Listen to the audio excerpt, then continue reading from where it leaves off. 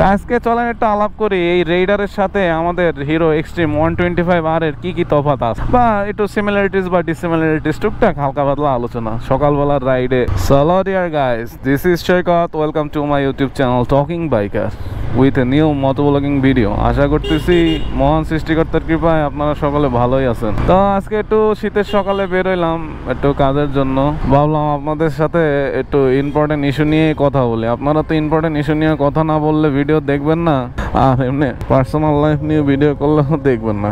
আপনাদের অনলি লাগবে হলো ইনফরমেশন, তাও ভালো ইনফরমেশন তাই ভিডিও দিয়ে আপনাদের সাথে যদি আমার একটু ইন্টারনাল বন্ডিংটা ভালো আসে। তো রিসেন্টলি একটা ভিডিও বানাইছিলাম হিরো এক্সট্রিম 125R নিয়ে। ভিডিওটা আপনারা মোটামুটি ভালো মানুষই দেখছেন। আসলে ইউটিউবে একটা জিনিস খেয়াল করে দেখলাম আমি, যদি প্যাশনেট নিয়ে কিছু করা হয় তাইলে সেইখানে সাকসেস আসেই। কেননা আপনি ইউটিউবে এসে আজাইরা ভিডিও বানাইতে পারেন, কিন্তু যখন আপনি ইউটিউবটাকে একটা প্যাশন হিসেবে নেবেন তখন ইউটিউব আপনাকে ভালোই একটা রেভিনিউ প্রোভাইড করবে, যখন আপনি সেটা মানুষের কাজের জন্য করবেন, কি বলে প্রোভাইড করবেন। আর যদি আজাইরা ভিডিও বানান তাইলে আপনার একটু সাকসেস পাইতে সময় লাগবে, কেননা ইউটিউবে আমি তো অনেক কিছু ক্যাটাগরি ফলো করে দেখছি, সেই জায়গায় শুধু ভিডিও আপলোড দিলেই হয় না। যেই কটা ইনফরমেটিভ ভিডিও আমি দিছি ওই কটা ইনফরমেটিভ ভিডিওতেই কাজ হয়েছে। কিন্তু হিরো এক্সট্রিম 125R আমি যেরকম ভাবছিলাম যে রয়্যাল এনফিল্ডের হাইপে হিরো এক্সট্রিম 125R নিয়ে কেউই মাতামাতি করতেছে না, তো সেক্ষেত্রে আমি একটা ভিডিও বানাই দিই এক্সট্রিম 125R নিয়ে। তো সেক্ষেত্রে একদম নতুন কন্টেন্ট ক্রিয়েটর হিসেবে আমি মোটামুটি ভালোই রেসপন্স পাইছি। বর্তমান সময় হিরো এক্সট্রিম 125R রে বিট করার মতো, বিট না ঠিক, এর সেগমেন্টে ধরেন একটু কম্পিটিশন করার মতো যে বাইকটা মার্কেটে আছে সেটা হলো টিভিএস এর রেইডার 125। রেইডার এই যে এক্সট্রিম 125R আসার আগে মোটামুটি ভালোই মার্কেট ধরে রাখছিল ইয়ং জেনারেশনের কাছ থেকে শুরু করে বাজেট ফ্রেন্ডলি সব দিক দিয়ে। তো আজকে চলেন একটু আলাপ করি এই রেইডারের সাথে আমাদের হিরো এক্সট্রিম 125R এর কি তফাৎ আছে বা একটু সিমিলারিটিস বা ডিসিমিলারিটিস টুকটাক হালকা পাতলা আলোচনা সকালবেলার রাইডে।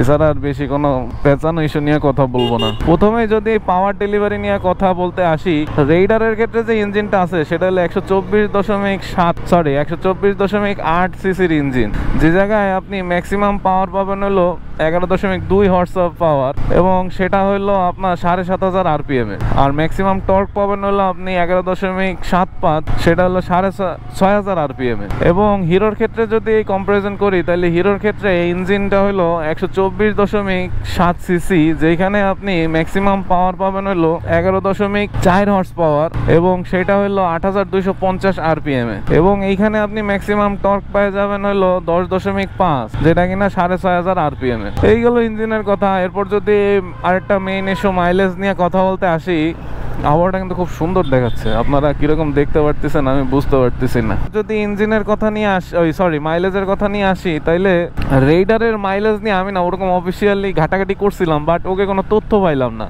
কিছু কিছু জায়গায় দেখতেছি 71 কিলোমিটার দেবে, কিছু জায়গায় দেখতেছি 65 কিলোমিটার দেবে, বাট একটা ওয়েবসাইট দেখলাম মানে যেখানে বাইকাররা এক্সপিরিয়েন্সে বলছে তারা 56 করে মাইলেজ পাচ্ছে। সেক্ষেত্রে আপনার hero Xtreme 125R company claim করতেছে 66 করে মাইলেজ দেবে। তো যেহেতু ওইটা ইউজার রিভিউ, এখনো হিরো এক্সট্রিম 125R এর ইউজার রিভিউ তো আসে নাই অত, মানে মানুষ তো জাস্ট রিভিউ করতেছে, কিন্তু একদম পার্সোনালি চালায় তো আর কেউ কোনো ডিটেলস বলে নাই। তো সেই ক্ষেত্রে আপাতত এটা নিয়ে আর কন্ট্রোভার্সি না করা বেটার। এরপর যদি ওয়েট ডিস্ট্রিবিউশনে আসি, রেইডারের টোটাল ম্যাক্সিমাম ওয়েট যেটা আছে সেটা হলো 123 কেজি, যেটা কিনা 125 সেগমেন্ট হিসেবে হয়তো ঠিকই আছে, বাট হাইওয়ের জন্য 123 কেজি কিরকম পারফরমেন্স দিবে আমি আমার কাছে সন্দেহান।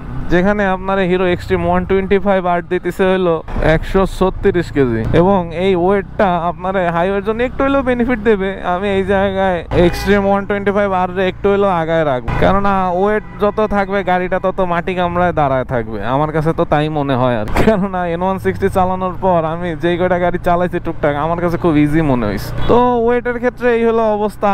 এরপর যদি আসি সেটা হলো এর সাসপেনশন নিয়ে কথা বলি। দুটোতেই সামনে টেলিস্কোপিক সাসপেনশন দেয়া হয়েছে এবং পিছে মনোশক সাসপেনশন দেয়া, কিন্তু মনোশক সাসপেনশনের ক্ষেত্রে একটু যে ভ্যারিটা আছে, রেইডারের যে মনোশক সাসপেনশনটা আছে এটা 5 step adjustment suspension. Extreme 125R এর ক্ষেত্রে যেটা আছে সেটাও monoshock suspension, but in case this suspension, এটা হলো 7টা লেয়ারে অ্যাডজাস্ট করা যাবে। এটা হলো একদম তাদের পারসেপশনে বলা ভাই, যেগুলো তাদের ওয়েবসাইট থেকে থিওরিটিক্যালি পাইছি, আপনাদের সুবিধার জন্য জাস্ট কম্পারিজন ভিডিওটা করতেছি। তো সাসপেনশন কার কিরকম খেলে এটা আরো সামনের দিকে গেলে বোঝা যাবে।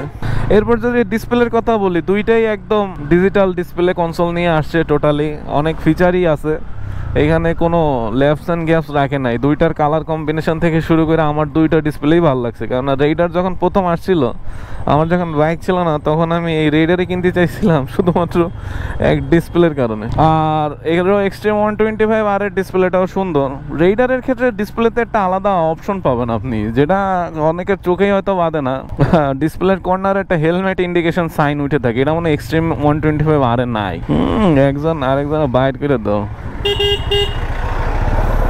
যেটা কিনা ওই হেলমেট ইন্ডিকেশন সাইনটা বুঝায় আপনার যে হেলমেটটা পরেন, হেলমেট পরার জন্য আপনারা অলওয়েজ একটা রিমাইন্ডার দিয়ে থাকে। তো এই তো গেল কি ইঞ্জিন, মাইলেজ, ওয়েট, ডিসপ্লে।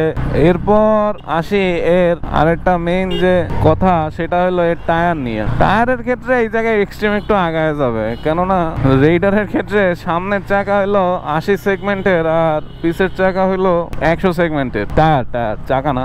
আর হিরো এক্সট্রিম 125R এই জায়গায় আপনারা অফার করতেছে হলো 90 সেকশনের সামনের টায়ার আর পিছেরটা 120, যেটা কিনা ভাই কোয়াইট গুড। 125 সেগমেন্টের জন্য এটা আসলে বিশাল ব্যাপার। অনেক সময় দেখছি পালসারের অনেক গাড়ি ছিল NS আগের যে মডেলগুলো সবগুলাই, আর পালসারের আগের মডেলগুলো সবগুলাই হইলো কি বলে আপনার 120 সেগমেন্টের চাকা বহুদিন ধরে রাখছিল। সেক্ষেত্রে হিরো এক্সট্রিম 125R 125 সিসি সেগমেন্টের একটা গাড়ি প্রথমেই পিছের রেয়ার টায়ার 120 সেগমেন্টে নিয়ে আসছে।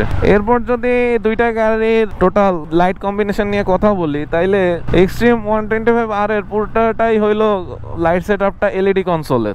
আর রেইডারের ক্ষেত্রে এলইডি আছে, বাট আমার যতদূর মনে হয় যে সিগন্যাল লাইট গুলো এলইডি না। এটা আমি না দেখে আন্দাজ আপনাদের বলতে পারবো না।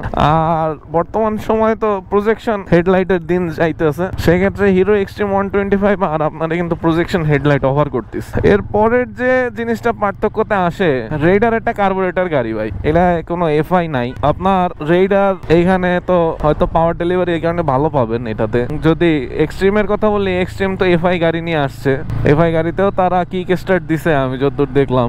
আর একটা নতুন যে জিনিসটা দেখছি যে এক্সট্রিম 125R এ নাকি ই সিট লাগানো যায়, একবারে স্প্লিট সিট না, টোটাল কম্বাইন্ড সিট লাগানো যায়। এরপর আসি আর একটা মেইন ইস্যু যেটা নিয়ে বর্তমান সময় ভালোই ক্রেজ চলতেছে, সেটা হলো ব্রেকিং সিস্টেম। রেইডার আপনারে ব্রেকিং সিস্টেমে অফার করবে, আমি শুধু সামনেরটা নিয়ে আলাপ করবো। পিসের সেগমেন্টে অনেক চেঞ্জ আসে, কিছু ড্রাম আনে, কিছু ডিস্ক আনে, ওটা নিয়ে আলাপে যাবো না। আমি ফ্রন্ট ব্রেকটা নিয়ে আলাপ করি। সেইখানে আপনি রেইডারে পাবেন 240 মিলিমিটারের ডিস্ক ব্রেক, আর in case of Hero Xtreme 125R ওখানে আপনি পাবেন 276 মিলিমিটারের এবিএস ব্রেক, যেটা কিনা কোয়াইট গুড, অবশ্যই ভালো, অনেক ভালো।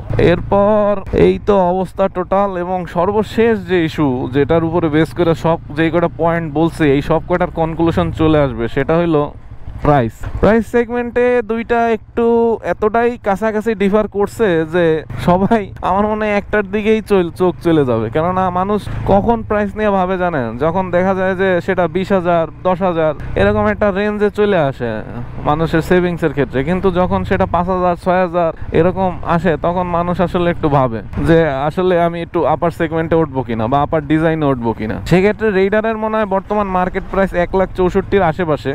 এবং in the meantime Hero Xtreme আপনারে অফার করতেছে আপাতত সময়, সেটা হলো 1,71,000। এর সাথে আবার 999 টাকা আছে কিনা ভাই আমি জানি না, তাইলে আবার 1,72,000 টাকা হয়ে যাবে। যাই হোক, তাইলে টোটাল দুইটার প্রাইস যদি আমরা 1,64,000 1,71,72 ধরি, তাইলে তো ডিফারেন্স প্রায় ভাই 7-8 হাজার টাকাই আসে। সেক্ষেত্রে আপনি যখন ফার্স্ট দুইটা বাইকই পাশাপাশি রেখে দেখবেন, তখন আপনার মাথায় প্রথম যে চয়েসটা, অ্যাটলিস্ট আমার যে পারসেপশনে আসছে, সেটা হলো এক্সট্রিম 125R আপনি ভাল লেগে যাবে ডিজাইনের দিক দিয়ে। কেননা এর যা মাস্কুলার বডি, সেখানে রেইডার একটু ভালোই ধরা খাওয়া যাবে, বুঝতে পারছেন? কেননা যতই যা বলেন, ডিজাইনের দিক দিয়ে তো আপনার একটু পছন্দ থাকবেই। কেননা আপনি ওই সেগমেন্টের বাইকগুলো যারা কিনবে, তারা অনেক অধিকাংশ মানুষই শখ করে কিনবে, কিছু কিছু ইয়াং পোলামান তো একটু ভাব দেখানোর জন্যই কিনবে।